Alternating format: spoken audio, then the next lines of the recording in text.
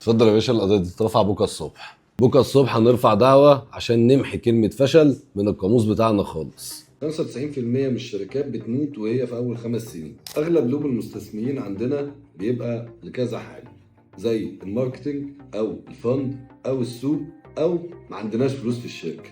بس الحقيقة المرة إن أغلب الشركات ديت بتموت أصلا بسبب ورقة أو جهل بالمعلومة. خليني اقول لك على اشهر 3 سيناريوهات للشركات اللي بتجيلنا وبتدعي انها فشلت.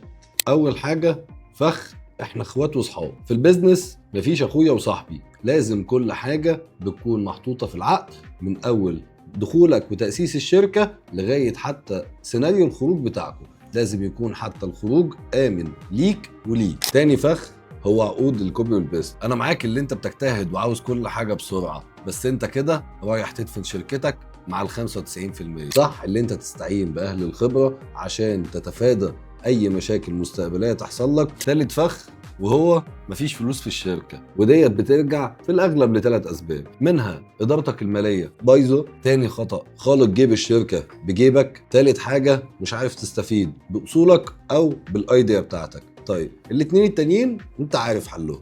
تالت حاجه ممكن تستفيد بالحصص بتاعت الشركه او بالاسهم، ممكن تستفيد الايديا بتاعتك اجيب ليها انفست من مستثمرين تانيين. الشركه الذكيه مش اللي بتستنى مصيبه تحصل عشان تشوف محامي يحلها.